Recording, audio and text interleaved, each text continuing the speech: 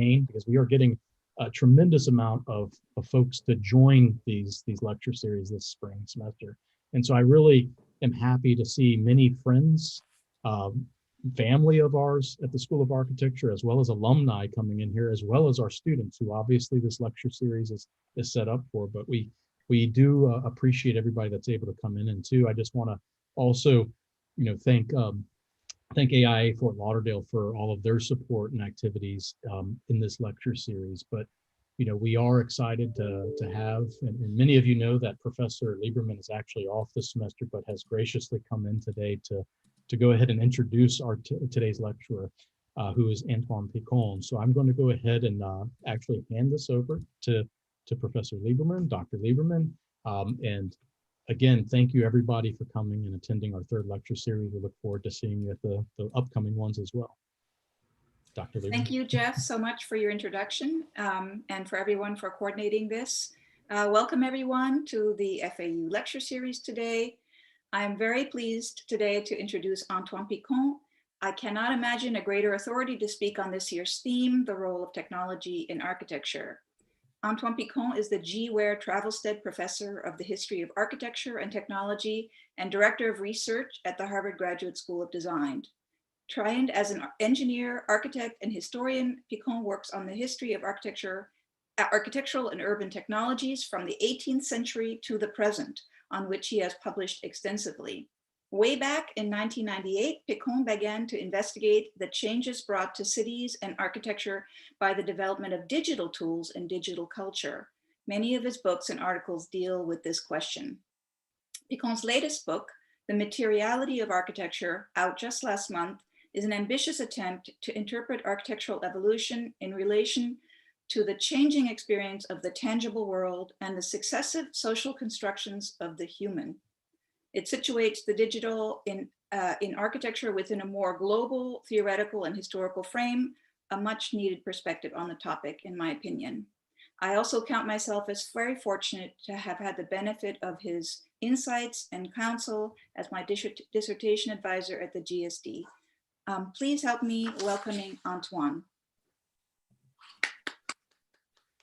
And a quick aside, you may please add your questions for Antoine that we will go through at the end into the chat section. Okay, so first of all, thank you, Vanda, for this very generous introduction. And it seems you survived having me as one of your advisors, which is always, reassuring. Good. So joke apart, I'm really happy to be here with you, even if the here means I'm actually back in Europe. I'm actually in Europe. So I'm going to try to share my screen, ask a couple of ritual questions. Do you see the slide, blah, blah, blah, and then we'll get started. Okay, so sharing the screen, okay. So do you see the slide? Yes, yes. Good. And do you see the changing slide? Good, because once I had, everything can happen on Zoom. So with the rapid development of digital technologies, the most common question is about what will they be able to achieve in the near future. This is especially true when it comes to artificial intelligence, and a lot of scholar, professionals, etc., ask what will it be able to do. But I think a more crucial problem has to do with the roles that human will play in a digitally permeated future. What will be their role in the design process a few decades from now if AI spreads? So to take an analogy, for many, many years, one wondered, what can we do with remote teaching, digital teaching, etc. Now, with all this Zoom activity, the real question is, what should we continue to do in the physical space? So that's a little bit a question like that. There today that I'd like to address. There are today, of course, raging debates about whether AI is really going to succeed. Some believe that there are limits to what we can achieve with AI. What I will actually take as an hypothesis, because it's actually more interesting, is let's assume that yes, we can have a real artificial intelligence in a not so distant future. Let's assume that this artificial intelligence will become a pervasive reality in design, and let's try to see what kind of question it raises. Among others, what will be the place of humans if that happens? We talk a lot today, especially in the humanities and the social sciences, about the importance of being less human-centered, about the need to treat non-humans with a fairness that we usually reserve to humans. But the truth is that we're still very much humans, and that we are more than ever preoccupied by questions such as finding and keeping jobs, being able to express ourselves in a creative way, etc. Hence, again, the question, what about the role of humans? But before that, I'd like to begin by an apparently naive interrogation, which is the following. Why is it that we're so excited about AI? And more generally, why is it that we want to automate not only fabrication, which we've already begun with robots, etc., but also large parts of the design process itself? Why are so many people around the world in architecture school, etc., trying to probe what can one do with AI? So this is in the first part, I'd like to reflect a little bit more generally about automation and what it means. So why are we so keen on automating design? The truth could be that automation is not an entirely rational enterprise. It's actually all the more unavoidable that it is rooted in something else than rational calculation and the quest for efficiency and effectiveness. We believe that automation is something entirely objective. It might be grounded in a more profound level in our desire, in the recognition that there are forces in the world that go far beyond the usual factors that shape our ordinary action and production. How to be plugged into these actions was a question that was addressed actually by an artistic and literary movement in the 1930s and 1940s called the Surrealist. And the Surrealists tried to probe that through their practice of what they call automatic writing. So what is the relation between automation and creation? So I'm not going to give you, let me reassure you, a class on surrealism, but the reason I'm mentioning it is because among their members was actually a young intellectual who was later to become one of the major post-war French sociologists, a guy called Pierre Naville. And after the war, this guy became a keen observer of automation in the automobile industry. And he wrote a very strange essay called Towards Social Automatism, in which you find the following quote, which I find interesting. So Naville wrote, "I'm not far to believe, despite the violent rejection that it often provokes, that automatism represents an archetype as ancient and radical as our sense of symmetry or cycle, that it touches something intimate in us, a vibrant chord of our creative power, that it has to do with the enchantment, with our will to power, and many other impulses that moves us, starting from our unconscious." So for Naville, automation was ultimately about this pursuit of the archetype. It was an attempt to make nature do by itself, through machine harnessing its power, what humans wanted it to do. It appeared as a Promethean quest that could never be fully satisfied by our present existing technology, as sophisticated as it could be, because it possessed a foundational and even mythical character. So envisaged from this perspective, automation corresponds to something far more fundamental than the ambition to improve efficiency. It reveals rather what is the true purpose of our endless quest for efficiency. It has to do with the desire to create something that can rival nature, living beings in particular. Another way to put it would be to say that automation has to do with a desire to animate matter, to surround oneself with creatures that seem endowed with something akin with life. The most extreme form of that is, of course, when this life is in some way similar to ours. And this is actually a kind of unavoidable tendency of animation. So there are multiple legends and work of fiction that illustrate the enduring character of this theme. Think of Pygmalion, or probably closer to things you've looked at, think of Frankenstein, which is actually a literal attempt to animate. And from the start, robots inherited this tradition. You may have, I hope you've all seen Fritz Lang Metropolis and the robot that seems endowed with a kind of diabolical life. So the question of the relation between robots and life has, of course, known a new development with artificial intelligence and deep learning.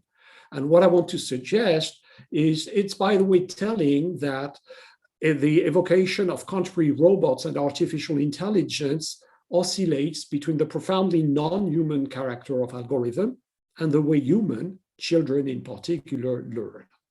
So what I want to suggest is AI is inseparable actually from a very long history, which is not only a history of the rational attempt we've made to streamline things, but it's also a history of our dreams and desires. So now if we turn to architecture, architecture has both an intimate and complex relation to the notion of animation.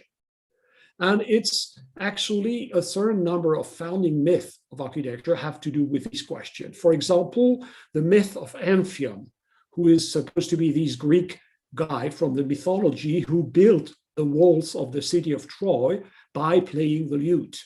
And the stones, spontaneously charmed by the music, put themselves in place. This is a 17th century engraving in which you can see the stone that put themselves in place. More seriously now, architecture actually tries to animate matter so that it can enter into a dialogue with humans. And this is what ornament used to be about. Remember this notion of dialogue, because conversation, because I will come back to it. As architect, one of the things you're trying to do is actually to make building be able to have a relation with humans. This is what traditional ornament used to be about, but there are other ways to do that. For example, in the Baroque period, you know, the overall composition, movement of the facade had to do with this quest. And closer to us, even if you take Le Corbusier's work at La Tourette, there is very clearly the desire to make an animated composition. So for a very long time, architecture had to do with animation, but an animation leaving aside the question of automatism and movement, a kind of immobile animation, if you want. Now, it is striking to observe how what has happened in the past decades or two may be characterized by a dramatic change in the relation between architecture and animation. Animation has become inseparable from the question of automation, and here we find, of course, the arrival of robots. But pushing further, think of the development these days of all kinds of interactive spaces. Here, for example, the Teamland Borderless Digital Art Museum in Tokyo. So pushing even further, we may imagine architecture acquiring something like life in an almost literal sense. So what I want to suggest is what is happening today.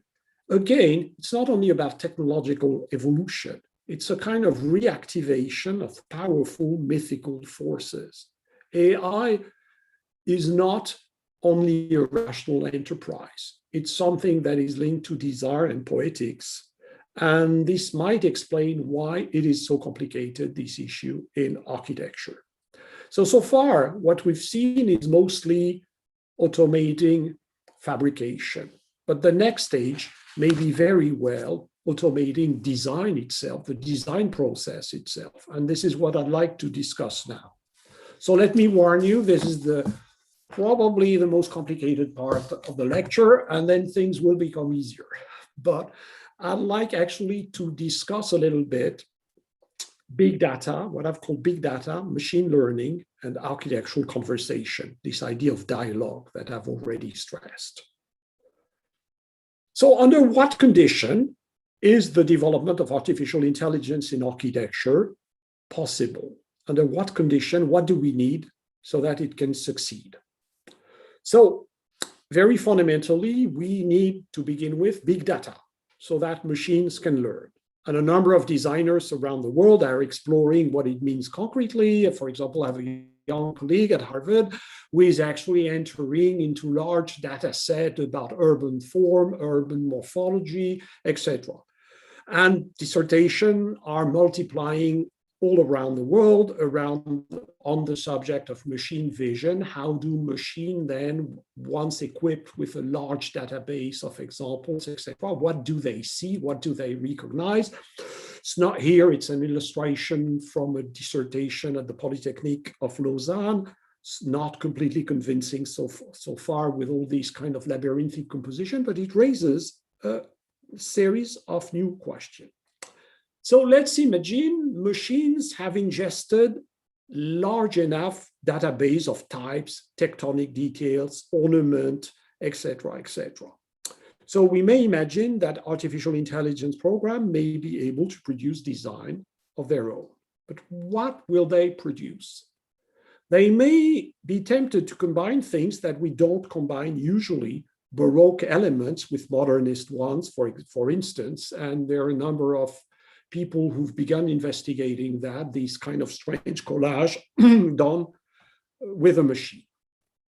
At this stage, I'd like to probably take two questions, which maybe they're again naive, but actually are a bit more complex than what it may seem. The first is machine may design things, but are we able to understand the way they think? It's not only a matter of algorithm, actually. It may be a matter of the way machine read reality. The elements on which the machine may base itself to read buildings may differ eventually from ours. Think already how languages, for example, understand differently colors. You know, it's well known that in Inuit language, you know, the gray is correspond to a much wider series of nuance than in English or French.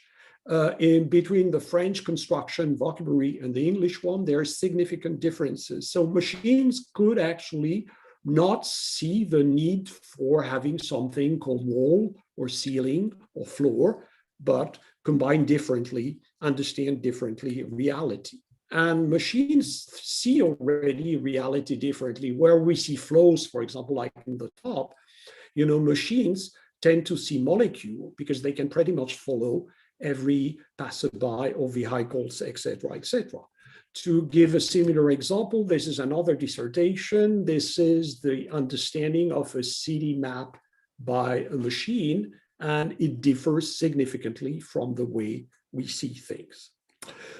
This is not the first time that we cannot understand fully what machines do, but this is getting probably more difficult to avoid as a difficulty than before.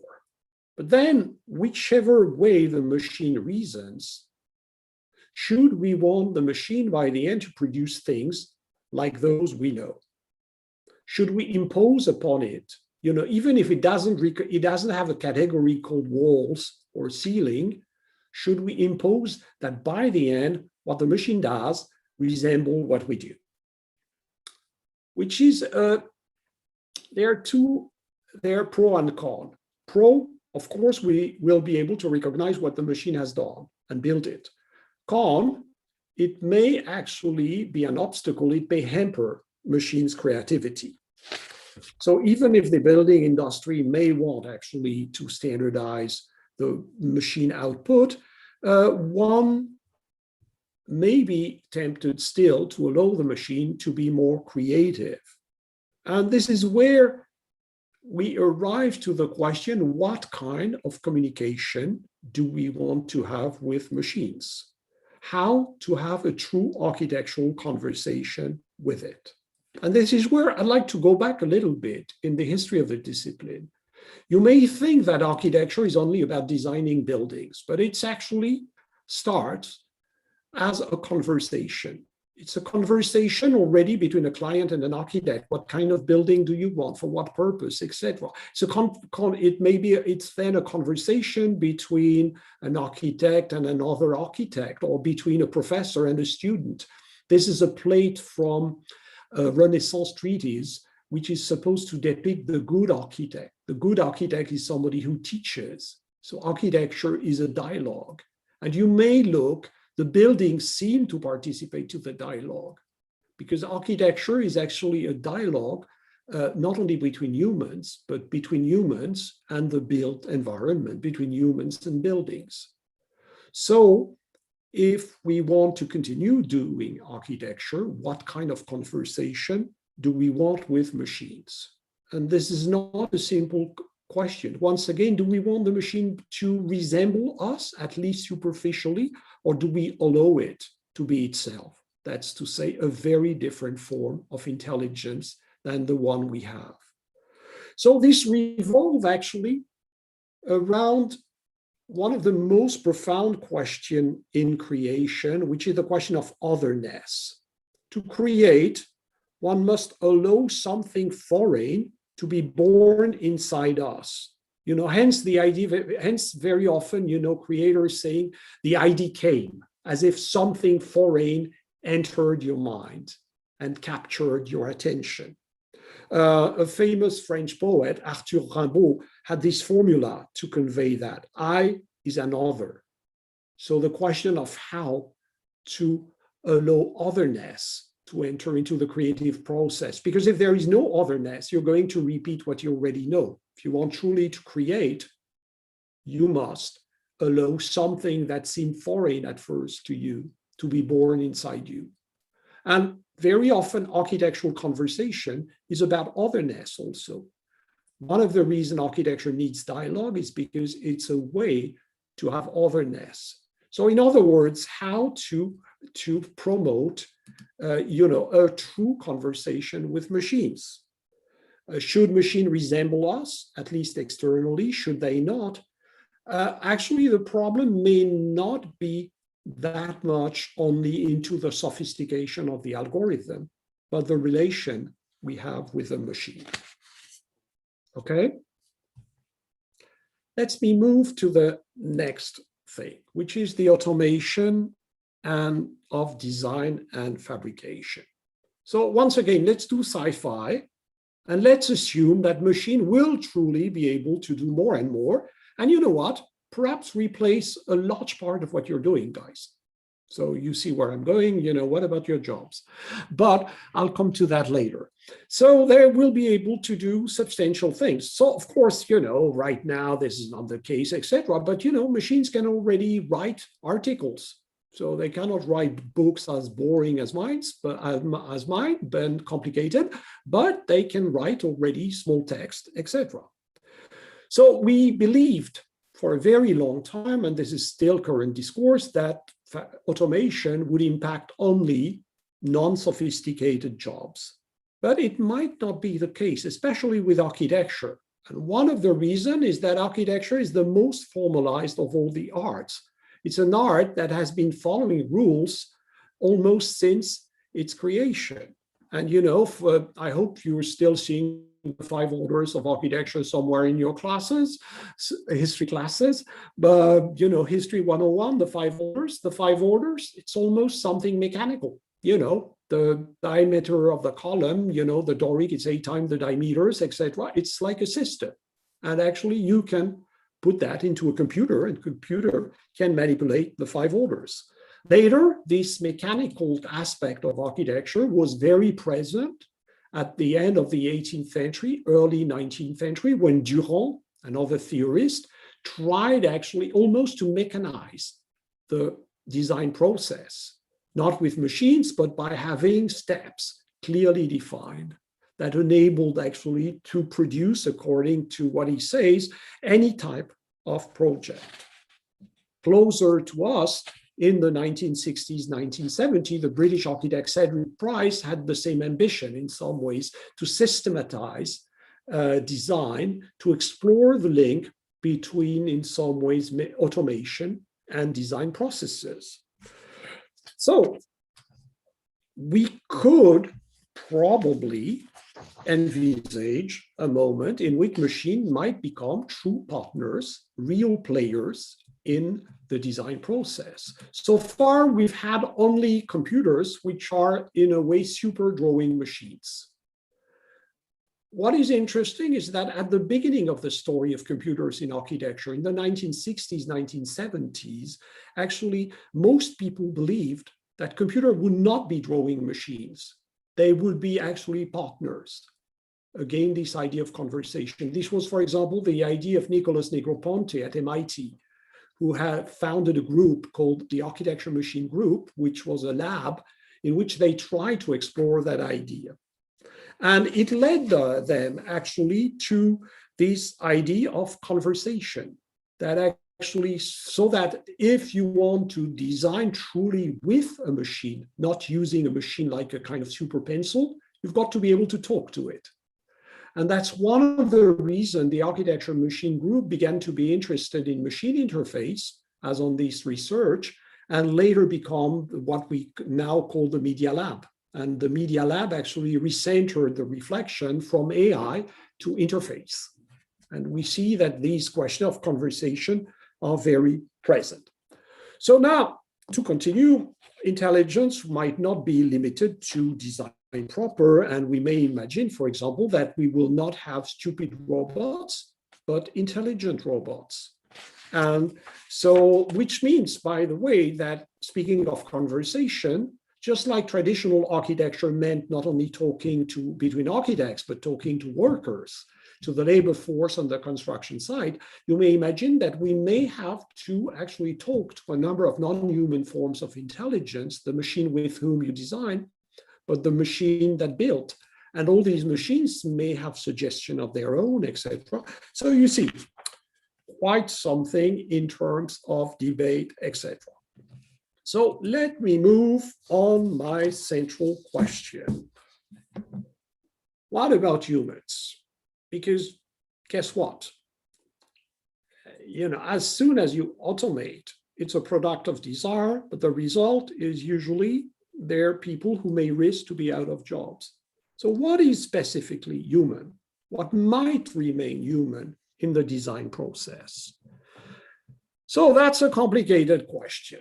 There again, it's all the more complicated that we invent machines. So that if we invent machines, there is something in our brain that functions in a partly mechanical way.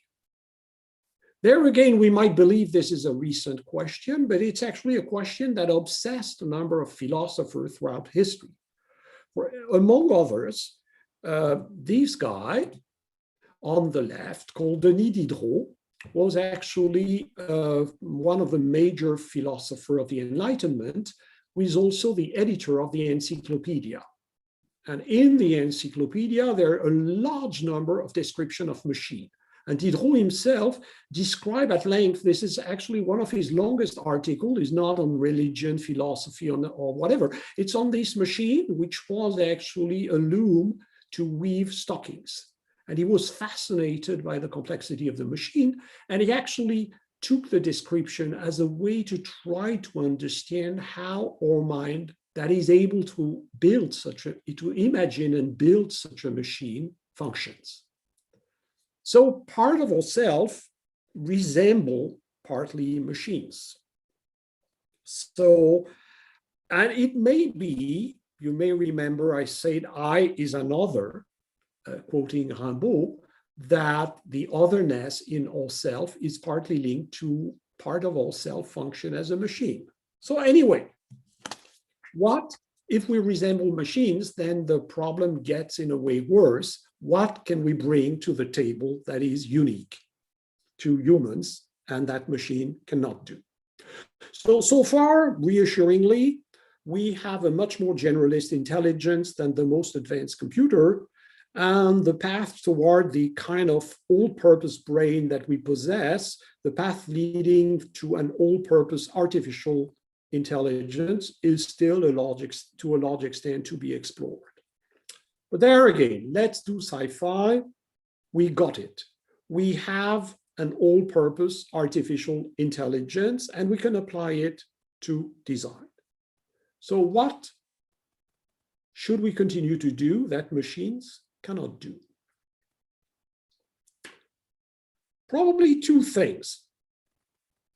The first is, let's remain a little bit evident. We have an embodied intelligence. We have a form of intelligence which is relatively different from what we've built so far. We have an intelligence which is not only a matter of wiring in the head, it's inseparable from flesh. It's inseparable from body, from motion, etc., etc. Of course, our conception of the body have changed considerably throughout the centuries. This is the Renaissance vision of Leonardo, and it's clear, sorry about that, that this is a very different vision from this kind of body, that more concrete forms of bodies.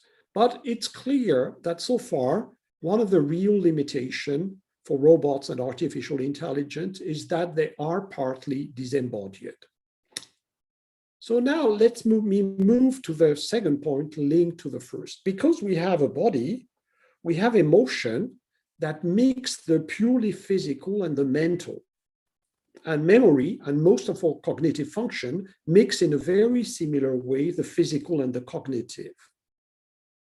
And where I want to get is it might very well be this mix that produces relevance.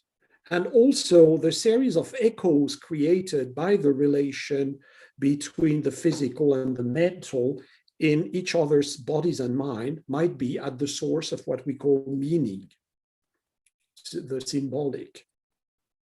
It's telling for me that for a very long time, architecture was interpreted as what happened when buildings were able to connect with us, but it happened through some affinity with our body. For example, one of the ways to understand what was an architectural building was to say, when you put moldings, ornament, orders, etc., it's as if the building acquired something like a face so that it could look at you. A dialogue means that each one of us has a face. And it's quite interesting also that more generally, the symbolic in architecture was for a very long time linked to the connection to the body. So where do I want to get? To the following. Probably we may think that, at least for a while, I'll come back to that in a moment, what about humans? Humans have still to decide what truly matters, to choose among a range of possible solutions produced by the machines, what seems the most relevant to humans. Another way to formulate that, borrowing to the military vocabulary, is to speak of a shift from tactics to strategy. Tactics is conducting battle day after day on the field. Strategy is to know why you're doing that and what is the goal. So I would say the shift is from the how you wage battle day after day, combat, to the why. What is the purpose? And what about humans? Humans are about defining the purpose. This shift has, by the way, already begun to happen with the diffusion of digital tools. With the rise of parametric design in particular, parametric design may theoretically produce an infinity of solutions. And in the latter case, the real decision-making has to do actually with defining what are the questions. Again, the why. So architecture, then, this is more profound than it may seem, because then architecture means that it's no longer a mere production. It's a choice. And a choice is a form of action. To choose is to act. So in some ways, we used to believe that architecture was a production. It may be that architecture is a form of action. I would say that differently by saying the machine produces, the human performs.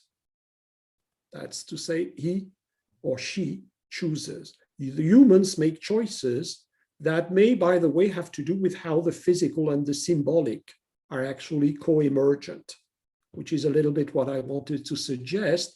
There is no meaning, human meaning, without a relation to our body in a way or another. So the interaction, by the way, between the physical and the symbolic is what makes possible to inhabit. I don't know whether you ever thought about what does it mean to inhabit?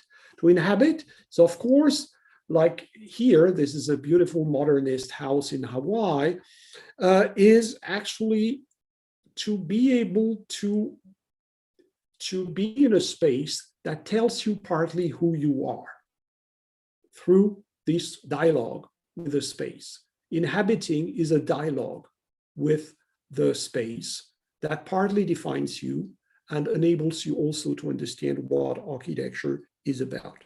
So I would say in summary that this might be what humans may have to do in the future, making choices about inhabiting. Inhabiting, which is in a way also always a political question. So what I'm proposing for those who are theory buff is a kind of return to the phenomenological, but with a difference that it's not in reference to a static conception of what constitutes the human. And in addition, to complicate a bit further, you may have noted by now that I like complicated arguments, but guess what? Reality is complicated. You know, it may be that one day we will have embodied artificial intelligence, which is something we have to be prepared. It may happen. So how much time do I have? I still have 10 minutes, so I should be able to finish on time. So what does it mean? It means that I mentioned politics. It means that actually conversation, all that, it means that we have actually to rearrange what do we want, what kind of relation do we have with each other, but also with all the machines with which we will have to interact. What kind of society do we want? And this is what condition, you know, in some ways, the future of architecture. Now, let me return to something I left at the beginning. So we're including, by the way, what to make of robots. Should robots be considered as mechanical slaves? This is actually a picture from a Swedish TV show called Real Humans, which revolves around the, you know, what kind of relation between humans and machines that resemble more and more them. But anyway, all these questions are maybe on the table one day. Now, I mentioned poetics.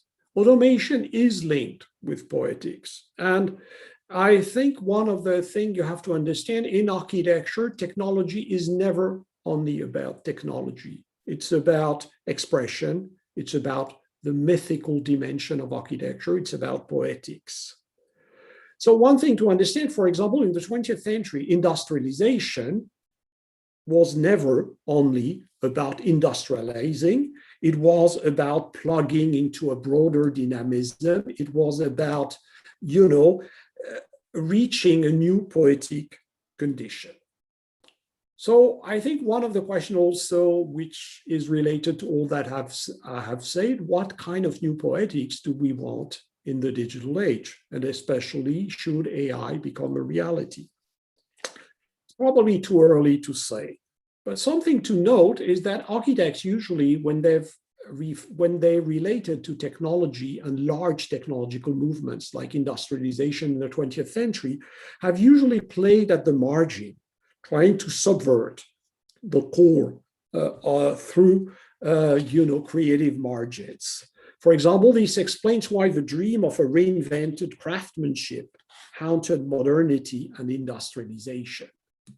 And it's, by the way, one of the things that fascinated, you know, in the 19th century also, what about humans in the 19th century was seen, what about the imperfection that the human can bring to the table. A machine makes perfectly inexpressive and perfect things. Humans do things which are imperfect. In one of your history classes, I hope that you will study John Ruskin, who tried to theorize the fact that part of the beauty of old buildings may stem from the fact that they're not produced with the precision of the machine because they are humans.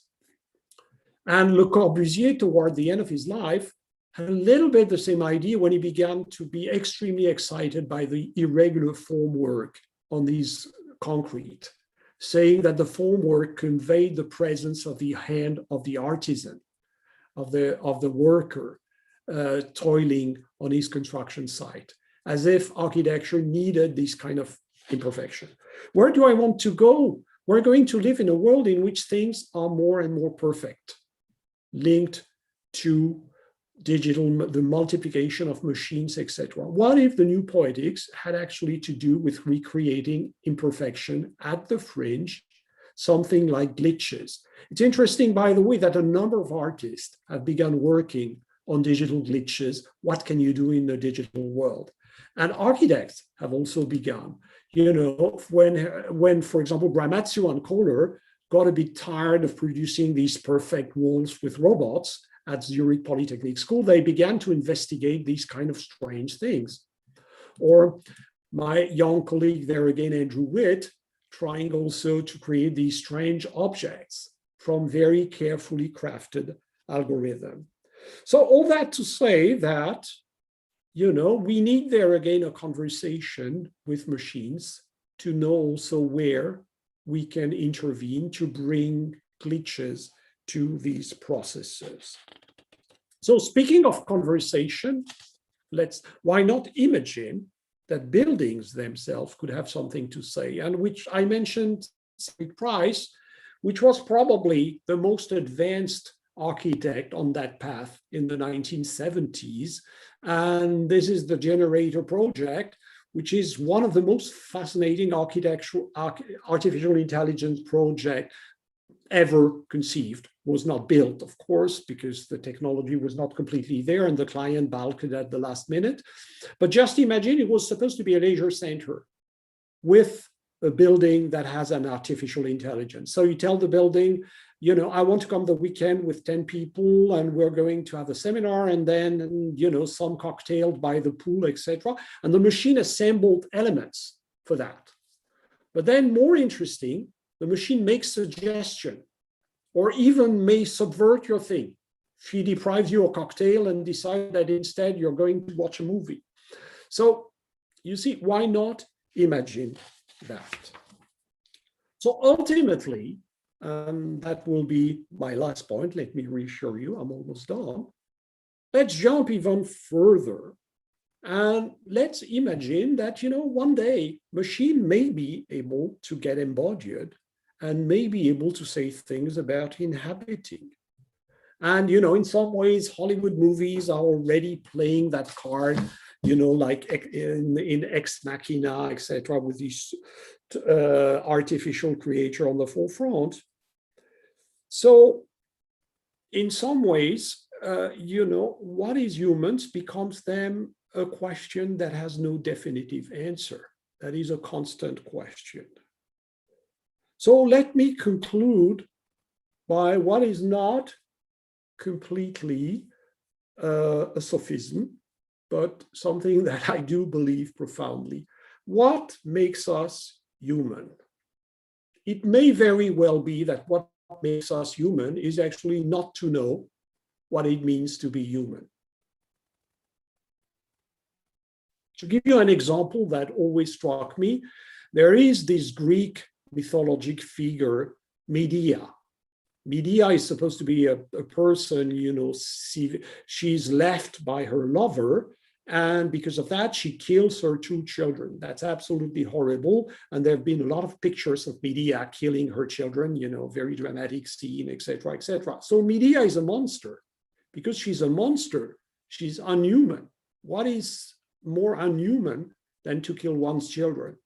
But at the same time, Medea is escaping nature, because the Greeks still believed that, you know, by nature, mothers were supposed to love their children. So Medea may be both the most unhuman creature in the world and the most human, because she's both, you know, such a freak that she's not supposed to be human, but at the same time able to escape nature. And because she's not nature, she's necessarily human. So as you can see, what does it mean to be human will be always a complex and unanswered question. And I would end by saying that perhaps design is one of the key dimensions through which we ask this question. Design is probably not about making beautiful buildings. It's about, as I said, of course, it cannot harm. It's not an incentive to design ugly buildings, but design is about inhabiting, and inhabiting is a question. It's never a certitude, it's a question. What does it mean to be humans? And I think artificial intelligence, I jump in science fiction, I think we may very well never see artificial intelligence as I described it, but it's a good way to ask us, what does it mean to be human and to be designing? What does it mean for you to be young designers? It means actually implicitly asking yourself, what does it mean to be humans? Thank you so much. And let me stop sharing my screen. Thank you so much, Antoine. Your very interesting lecture has prompted a number of questions from the audience, as well as from some of our faculty. So maybe I'll ask one or two student questions and try to coalesce them a little bit. And then Daniel, if you would like to go ahead and ask your question, perhaps in a more dialogue-like fashion, how about we do that? So a kind of a thematic question, which you did bring up, but maybe the students would like you to speak more specifically to it, is one which is, can machines be considered creative? And if machines become so creative, do architects of the future or of today just become sort of programmers of the algorithm? So can machine be creative? It's a little bit like the Turing test. You know, let's suppose, for example, you feed into a machine pretty much all the Baroque buildings built between, you know, the 17th and the 18th century. And you have a machine that is sufficiently sophisticated and to find rules, etc. It will very probably produce relatively decent Baroque churches to a point that it becomes a bit undistinguishable. So what do we call creative? You know, and then if we allow the machine to be truly itself, that is to say something non-human, it may end up surprising us. So it may not surprise us at all. So I would say, in short, we don't know, but why not? So second, I don't think precisely humans should become programmers.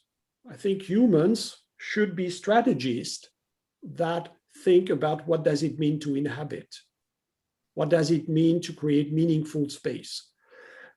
To explain a bit more, I think one of the tasks of architecture, you know, Renaissance thinker explained that architecture had to protect humans from two things. The first was the gods, because humans were not meant to live with the gods. So they had to be in some way sheltered from the gods. And the second was nature, because in the middle of nature, humans cannot live for very long. So actually they had to create an arena for human actions. So I think an arena for human actions suggests implicitly that what humans do has a relevance.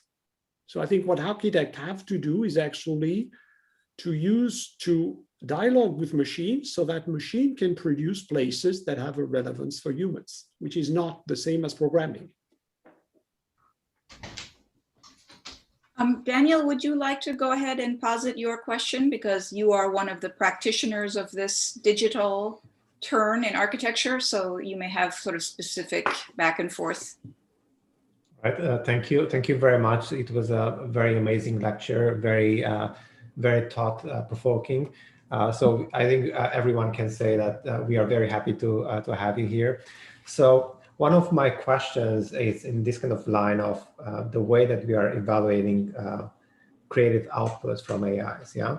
So what happens most of the time, yeah, like you're also explaining, if you give, like, let's say a machine examples of Baroque architecture, mostly is going to output a sort of result that is out from Baroque architecture. Yeah? So it's a sort of interpolation that is happening. So let's say that in that instance, we are quite, it's quite easy for us as humans to evaluate those results, yeah, because the domain is quite clearly defined. But we as humans, we might have issues when it comes to novel solutions that AIs are generating. For example, if something is too novel, we are going to disregard it. Yeah, if it's too close or too familiar, we are also going to disregard that as being creative. Yeah. Absolutely.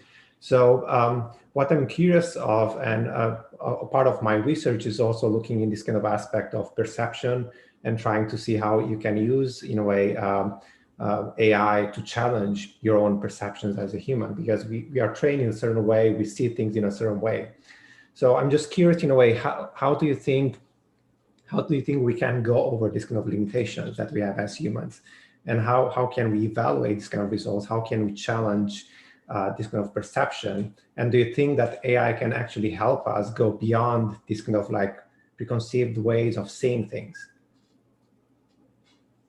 Yes, actually, I do. That's what I call the otherness. I think a fundamental question in creation is always that creation is 90% repeating things we've already seen or remember without even, just like when you write a text, most of your ideas, they don't pop up, like that. They are actually linked to things you've heard, you've discussed, you've learned, etc. But then we're hoping that there will be a couple of new things that will surge. And that seem initially to come from nowhere, because if they're new, they're not a repetition of what once was.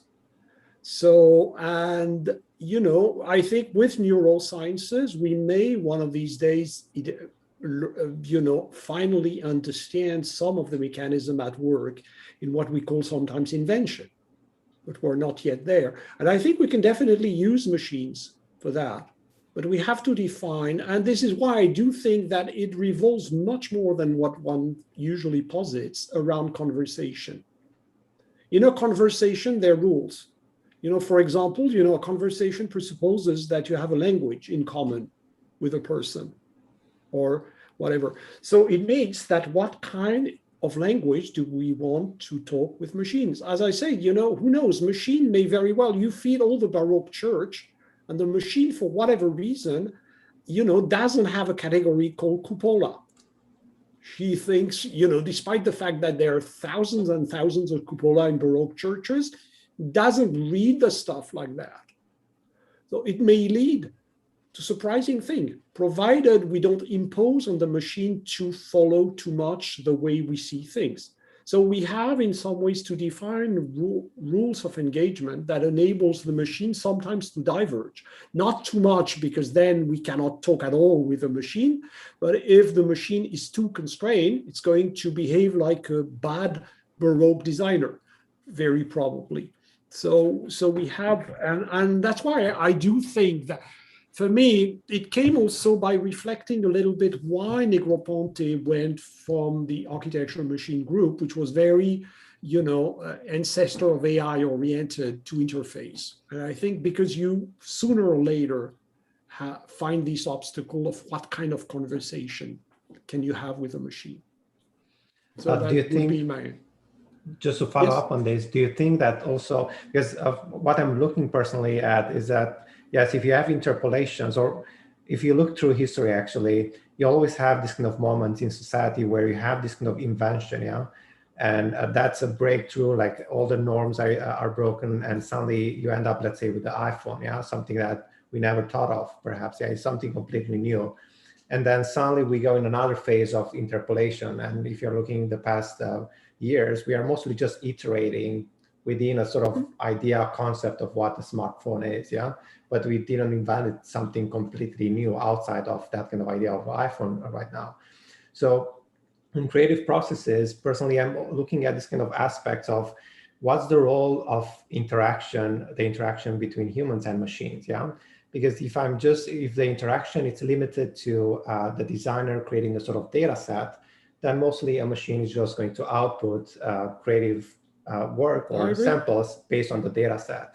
But once I start to have a sort of interesting collaboration or interaction, like in certain parts, I have ways to go into the process and interact with that process, and then have the AI in a way change perhaps its way of seeing things, then personally, my assumption will be that that will lead to something that is going outside of just a data set iteration or interpolation. How do you see, in a way, this kind of like aspects of the creative process, and how what will be an interesting or very fruitful, in a way of setting up a creative process when working with AI? You've described precisely one of the ways you could do that, which is in a way entering the black box and beginning to play with what the cogs and gears in the black box. That's a possibility. Another one is the one I evoked, which are glitches. You work at the fringe and you perturbate at the fringe what is produced. That's another way. Probably, I think you can probably identify there are probably 4 or 5 strategies that you can develop. One, yours is, tempering, entering the black box and tempering with the stuff to see what it gives, which is a little bit like a kind of extreme music play, music instrument player trying, to figure out, what if I add a string to the guitar, or do this or that, punch a hole, etc., which is one solution. Another solution may be to play, as I say, more at the fringe of the system. There may be other things, for example, going back to the conversation, how does a new idea come to a group? Which, architecture is mostly produced by groups these days. There are teams in big practices, and they're doing, whatever they have to produce, and, they're brainstorming, etc. And now and then a new idea pops.